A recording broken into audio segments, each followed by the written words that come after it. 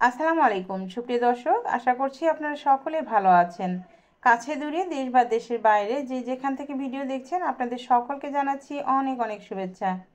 আজ আপনাদের তৈরি করে দেখাবো ডিম ময়দা ছাড়াই বেকারির চেয়েও বেশি স্বাদের খুবই মজাদার খাস্তা বিস্কুট। আর এই বিস্কুটগুলো আপনারাও ওভেন ছাড়াও চুলাতে বানাতে পারবেন। যাদের কিনা বিকেলে চায়ের সাথে বিস্কুট ছাড়া চলে না, তারা ঝটপট করে বিস্কুটগুলো ঘরে তৈরি করে নিতে পারবেন।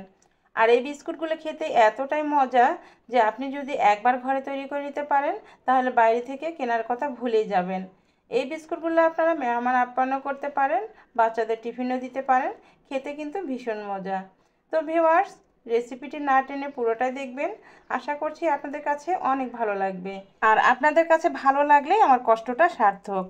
তো আমার রেসিপি যদি আপনাদের কাছে একটুও ভালো লাগে তো অবশ্যই ভিডিওতে একটা লাইক দিয়ে দিবেন। আর আপনি চাইলে ভিডিওটি শেয়ার করে দিতে পারেন যেন অন্যরাও এই বিস্কুটগুলো ঘরে তৈরি করে নিতে পারে।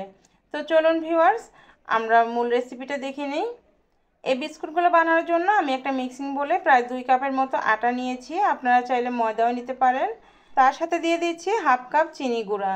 আমি চিনিগুলো ব্লেন্ডারে ব্লেন্ড করে নিয়েছি, আপনারা চাইলে পাটাতেও বেটে নিতে পারেন। আর দিচ্ছি স্বাদ মতো লবণ। লবণটা আপনারা স্কিপও করতে পারেন, তবে এই লবণ দিলে আমার কাছে বিস্কুটগুলো খেতে ভালো লাগে। আর দিয়ে দিচ্ছি কটা চা চামচ বেকিং পাউডার। এবার সবগুলো শুকনো উপকরণ মিশিয়ে নিয়েছি। মেশানো হয়ে গেলে প্রায় 1 কাপের মতো সয়াবিন তেল নিয়েছি। আর অল্প অল্প করে তেল দিয়ে বিস্কুটের ডোটা তৈরি করে নিতে হবে। আমি এখানে তেল দিয়ে ডোটা তৈরি করে নিচ্ছি, আপনারা চাইলে ঘি বা বাটার দিয়েও করে নিতে পারেন। ঘি বা বাটার দিয়ে যদি বিস্কুটগুলো তৈরি করা হয় তাহলে খেতে কিন্তু আরও বেশি ভালো লাগে।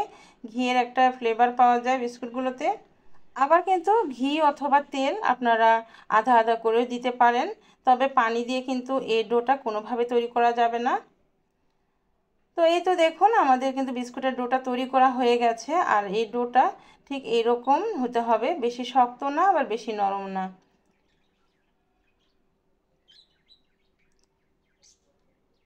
এবার এই বিস্কুটগুলো তৈরি করে নেব। তার জন্য আমি আগে থেকে যে বিস্কুটগুলো বেক করে নেব সেই প্লেটটা রেডি করে নিচ্ছি।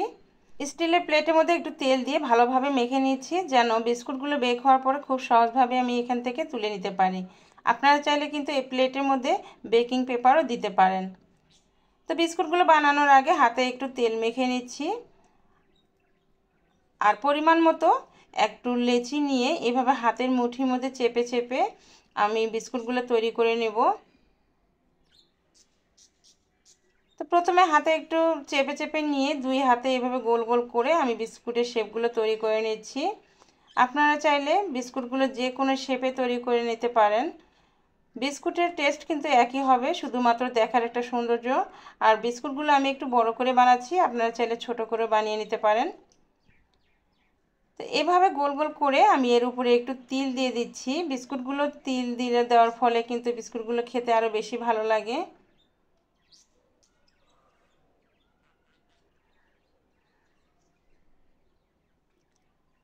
এরপর দেখা সৌন্দর্যের জন্য মাঝখানে একটা কিশমিশ দিয়ে দিচ্ছি। তো বিস্কুটগুলোতে আমি তিল দিয়েছি, আপনারা চাইলে কিন্তু তিলটা বাদও দিতে পারেন।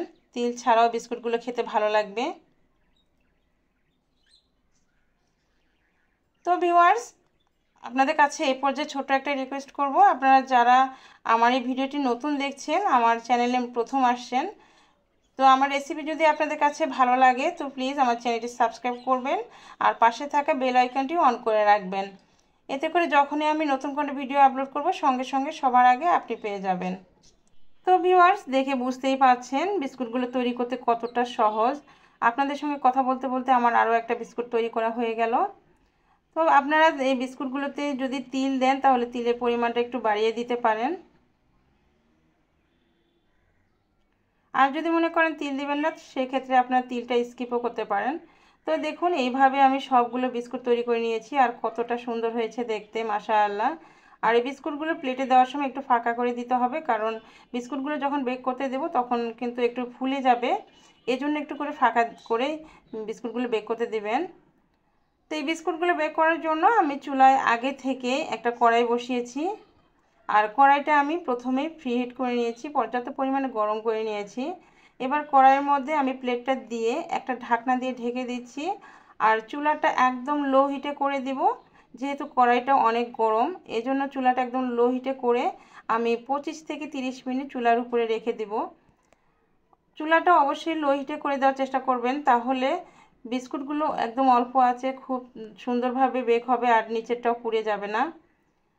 তো এই তো আমি 25 মিনিট পরে ফিরে এসেছি আর বিস্কুটগুলো এই পর্যায়ে অনেক কিন্তু নরম থাকে, গরম অবস্থাতে নরম থাকে, এই জন্য বিস্কুটগুলো ঠান্ডা করে আমি আপনাদের সামনে নিয়ে এসেছি। তো দেখুন বিস্কুটগুলো দেখতে কতটা সুন্দর হয়েছে আর মাশাআল্লাহ অনেকটা কিন্তু ফুলেও গেছে।